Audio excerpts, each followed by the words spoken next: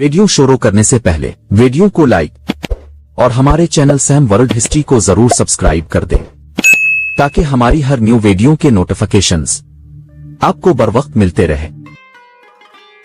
जा और देख के वो क्या जवाब देती है। लंबे सफर के बाद हुदहुद परिंदा आखिरकार यमन के शहर सबा में जा पहुंचा।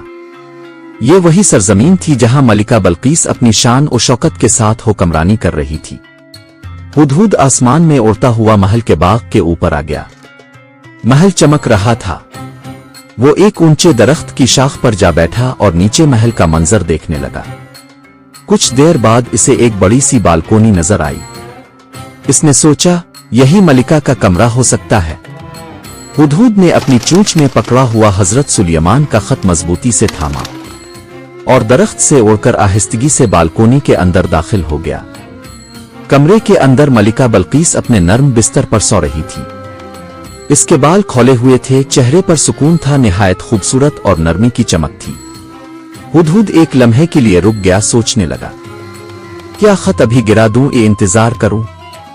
लेकिन अचानक इसकी चोंच से खत फिसल गया और आहिस्ता से मलिका के बिस्तर पर आ गिरा। मलिका ने करवट ली, आंख खोली और चौंक गई। इसके सामने एक खूबसूरत सुनहरी मोहर वाला खत पड़ा था।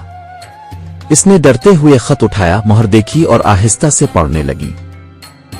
शुरू अल्लाह के नाम से जो रहमान और रहीम है। मेरे मुकाबिल सरकशी न करो और मेरे पास फरमाबरदारी के साथ हाजिर हो जाओ। मलिका बल्कीस ने खत खत्म किया तो उसके चेहरे पर हैरत और परेशानी के आसार थे। इसने फौरन पहरेदारों को बुलाया और बुलंद आवाज में कहा, यह खत मेरे कमरे में किसने रखा? कौन अंदर आया? पहरेदार अंदर दाखिल हुआ है और जवाब में कहा, मलिका आलिया, हम पूरी रात पहरा देते रहे, किसी को अंदर आते नहीं देखा। ये सुनकर मलिका कुछ लम्हे सोचती रही, फिर बोली, फौरन मेरे वजीरों और मुशीरों को दरबार में हाजिर किया जाए। जल्द ही दरबार सजा दिया गया। मलिका तख्त पर बैठी थी, हाथ में वही खत था।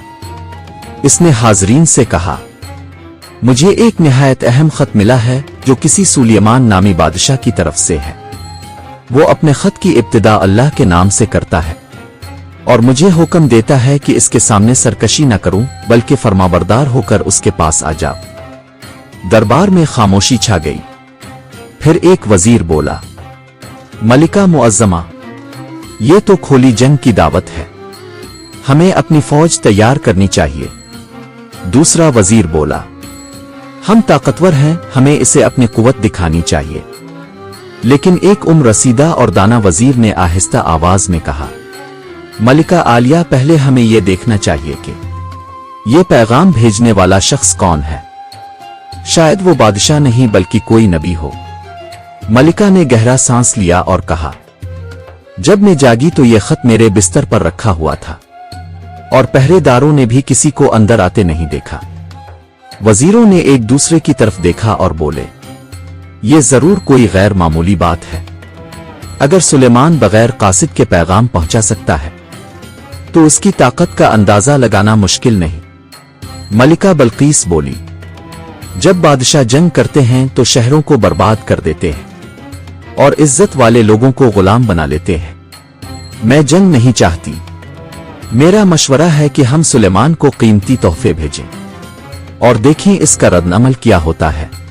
अगर वो बादशाह है तो तोहफे कबूल करेगा, अगर नबी है तो सोना चांदी इसके दिल को नहीं भाएगा। सब वजीरों ने मलिका की बात से इत्तेफाक किया। फौरान हुक्म दिया गया कि सबसे कीमती खजाने इकट्ठे किए जाएं। हुदहुद खिड़की की मंडेर पर बैठा सबा का मंजर देख रहा था। महल के अंदर कोराम सा मचा हुआ था। सोनार और कारीगर अपने काम में मसरूफ थे। कीमती तोहफे तैयार किए जा रहे थे। सोना, जवाहरात, खुशबुएं, सब कुछ जमा किया गया। एक सुनहरी तख्त नुमा तोहफा तैयार किया गया जिसे देखकर खुद मलिका मुस्करा उठी। यही तोहफा लेकर जाओ, इसने कहा, और देखो सुलेमान का असल इरादा किया है। जब इसने देखा कि तमाम तोहफे मुकम्मल हो गए हैं, हुदहुद वहां से उड़कर बुलंदियों की तरफ रवाना हो गया। तेजी से उड़ता हजरत सुलेमान के महल में पहुंचा और कहा, ए अल्लाह के नबी, मैं सबा के शहर से अभी वापस लौटा हूं, और आंखों देखा हाल बयान किया। हजरत सुलेमान ने मुस्कुराते हुए फरमाया, अच्छा, देखते हैं वो क्या भेजती है और उसका दिल सच्चाई के नूर को पहचानता है या नहीं। और अपनी फौज को हुक्म दिया कि जब कासिद पहुंची तो उन्हें हमारी ताकत का अंदाजा हो जाए। जब मलिका के कासिद सुलेमान के दरबार में पहुंचे तो उनके कदम रुक गए। उन्होंने देखा कि सुलेमान की सल्तनत में सिर्फ इंसान ही नहीं बल्कि परिंदे, जानवर और जिन्नात सब उसके मातहत हैं। कासिद एक दूसरे से कहने लगे, ये फौज तो दुनिया की सबसे अजीम फौज है, क्योंकि इस दरबार का मंजर इंसानों की आंखों के लिए नहीं बना था। ये वो दरबार नहीं था जहां झूठ, गुरूर, धोखा बर्दाश्त किया जाता है। एक जिन्नात ने आगे बढ़कर कहा, तुम सबा से आए हो, ये तोहफे क्या हमारे नबी को खरीदने आए हो? कासिदों ने कांपती आवाज में जवाब दिया, हमारी मलिका ने ये तोहफे सुलेमान के लिए भेजे हैं। सुलेमान के चेहरे पर नूर की रोशनी थी।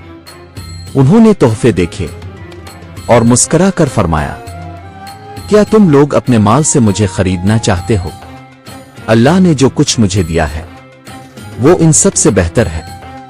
वापस जाओ और अपनी मलिका से कहो, अगर वो इताअत में ना आई तो हम इस पर ऐसा लश्कर लाएंगे जिसका वो मुकाबला ना कर सकेगी। सफीर लरज़ गए। उन्होंने वो नूर देखा जो किसी बादशाह का नहीं बल्कि एक नबी का था। जब सफीर सबा के सुनहरी दरवाजों से दाखिल हुए तो उनके चेहरों पर सफेदी छा गई थी।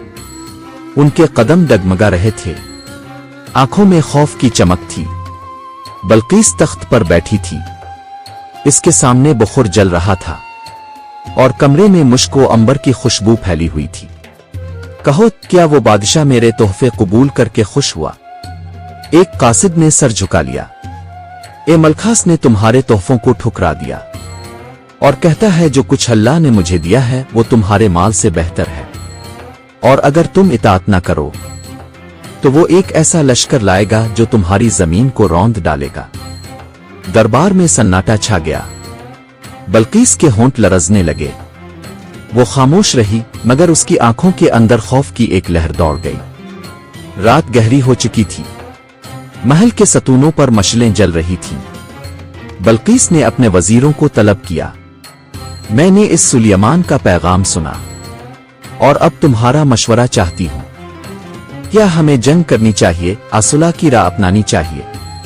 एक बूढ़ा वजीर जिसके बाल सफेद हो चुके थे वो बोला, ए मलिका, अगर वो नबी है तो उसके खिलाफ जाना बर्बादी है, और अगर वो महज एक बादशाह है तो भी इसका लश्कर जमीन पर तूफान की तरह फैल जाएगा।